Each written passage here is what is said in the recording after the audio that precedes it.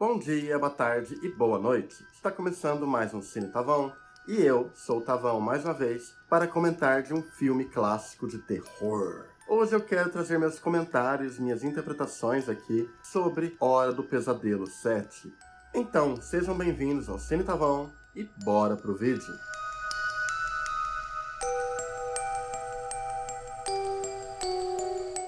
Hora do Pesadelo é uma franquia de altos e baixos. Ela começou com um ótimo filme que brincava com a fantasia e com o horror, criando ambientações sinistras e reunindo uma boa protagonista e um vilão aterrorizante.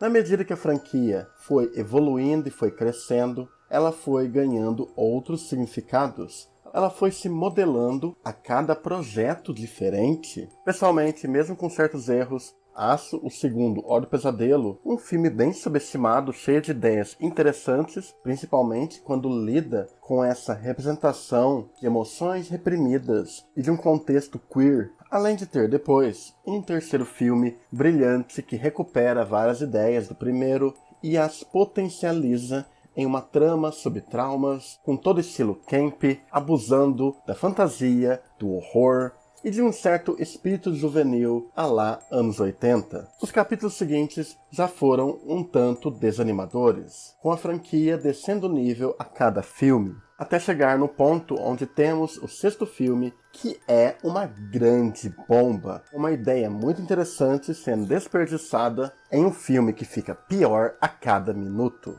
com a única coisa que se salva nesse último filme sendo a atuação magnífica de Robert Englund como Freddy Krueger, que consegue pelo menos se divertir em cada cena em que ele está. Uma franquia complicadíssima e não havia como resgatar a franquia naquele ponto que estava a história. Já tinham revirado toda a mitologia do Freddy Krueger, inserido elementos cada vez mais estúpidos e parecia apenas uma vaga memória do que já tinha sido. Mas, com esse cenário caótico, é que nasceu o sétimo filme. Essa reinvenção de toda a história que consegue equilibrar um resgate às origens, ao mesmo tempo em que consegue fazer comentários ácidos para a indústria, para franquias e para todo o sistema de continuações e de como uma franquia se desgasta. Havia uma grande dúvida sobre esse filme. Após anos e anos de desgaste, o que sobra para uma franquia? A resposta aqui é o seu impacto cultural e emocional no público e em seus artistas. Esse é um filme também que você sente que é um filme que foi entregue para que Robert Englund e Heather Langenkamp, a atriz, não um personagem aqui, né, pudessem trabalhar muito em camadas e mais camadas. Englund tem a chance única de criar um personagem ainda mais diabólico com esse Freddy Krueger, essa entidade, e Langenkamp, que já tinha mostrado um avanço incrível na sua atuação, na sua participação no terceiro filme da franquia. Aqui, esse filme depende 100% dela e a atriz se entrega totalmente a esse papel de uma mãe atormentada pelo seu passado, pela sua franquia e na sua relação conturbada com o seu filho, que traz aqui uma atuação competente aqui do Michael Hughes, criando essa relação íntima de mãe e filho, que é a base central dessa história. O filme também trabalha muito bem em como uma franquia pode afetar a vida dos artistas envolvidos e de como, apesar das crianças não serem um público-alvo do Freddy Krueger, o Freddy Krueger é algo que aterrorizou muitas crianças. Mesmo que eles ressaltem toda a questão de crianças no primeiro filme, eles eram muito mais adolescentes, mas existe sim esse componente no nosso mundo de você ser uma criança e estar passando Freddy Krueger ali, o Hora do Pesadelo, e de repente você assistir o filme e depois não conseguir dormir. É uma certa experiência universal e o filme se apropria disso para a sua narrativa, trabalhando muito em torno dessa relação de mãe e filho. No filme, Fred é retratado sendo muito mais ameaçador e menos cômico, com traje e aparência um tanto atualizados. Como é esperado de filmes clássicos de terror, principalmente de 90 e 80, é que você tem um design de produção, direção de arte e efeitos incríveis Aqui é um trabalho magnífico de construção de cenários e de maquiagem e de efeitos práticos. Tem lá seus efeitos CG aqui e ali que podem atrapalhar um pouco a sua imersão hoje em dia, porque anos 90 todo mundo tá muito louco e resolveu colocar todos os efeitos de computação gráfica possíveis, mas quando ele se dedica aos efeitos práticos, aos cenários bem construídos, é aí que o filme brilha de fato, principalmente em seu clímax. A produção apresenta várias homenagens ao filme original, como citações e recriações de cenas famosas. Escrito sob o título provisório A Nightmare on Elm Street 7, The Ascension, Wes Craven decidiu fazer um filme deliberadamente mais cerebral do que as sequências que ele considerava muito caricatural e não fiel aos seus temas originais. Os temas desse filme são vários, porque o filme não se restringe a uma única interpretação. Ele permite a você aproveitar ele de diversas maneiras. Ele é o resgate da franquia, o resgate às origens, como era a Hora do Pesadelo.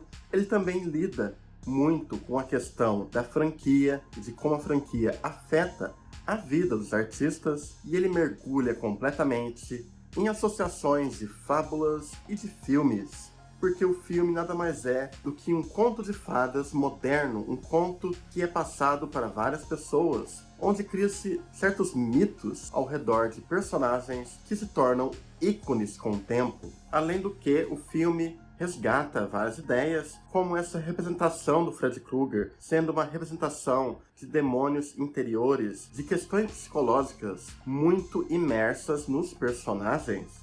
O filme brinca constantemente com se passar em um mundo real, usando de metalinguagem em um estilo autorreferencial que depois seria muito mais explorado por Wes Craven em Pânico. Há todo um debate sobre a franquia alimentar essa entidade, que é a entidade que originou o Freddy Krueger. Porém, sem a franquia, ele está aos poucos saindo de seu mundo e adentrando no mundo real.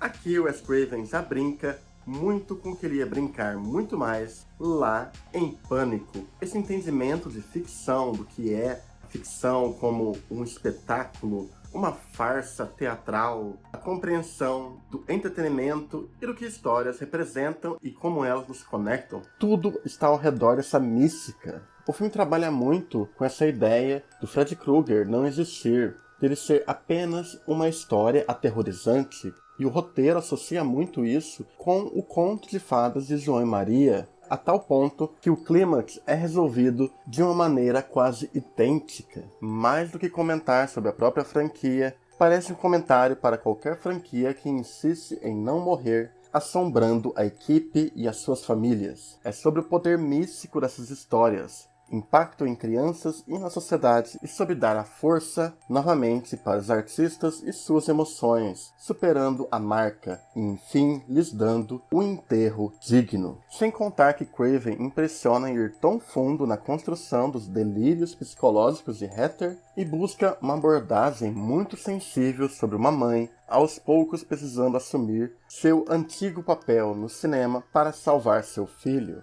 Mas a surpresa é ver Heather Langenkamp não se tornar totalmente a Nancy para derrotar Freddy, mas sim superar a franquia, pois no fim, esses humanos são maiores do que esses produtos da indústria. De certos modos é uma sátira, mas de certos modos também é um filme que honra seus conflitos, as suas emoções, e que vai fundo, até onde ele precisa ir, com o terror, com as relações emocionais e com o desenvolvimento dessa crítica ácida. É um filme que ele funciona como entretenimento, mas ele também é muito esse take pessoal do diretor em relação a algum problema da indústria, de tal forma que você não sabe até que ponto ele critica ou ele valoriza. É meio que uma visão geral de tudo. O Pesadelo Final de Wes Craven é, acima de tudo, um filme atemporal e que entrou para a história se tornando um dos maiores clássicos do gênero e sendo uma declaração de amor e uma autocrítica em certo nível de Wes Craven com a franquia e com a indústria. Juntamente com Pânico, se você quiser entender um pouco de quem é Wes Craven, o senso de humor e sua percepção da indústria, esse aqui é um filme adicional para você assistir. Muito obrigado por terem visto mais um vídeo aqui do canal. Eu espero que tenham gostado. Eu adorei ver esse filme. Eu vi todos os filmes de Fred Krueger. E, nossa, é uma descida pro inferno. Quando você tá ali no fundo, lá no fundo, atormentado, em Minhas Almas Penadas da franquia, a mão de Wes Craven te puxa de volta. Ficamos por aqui, gente. Até mais e falou!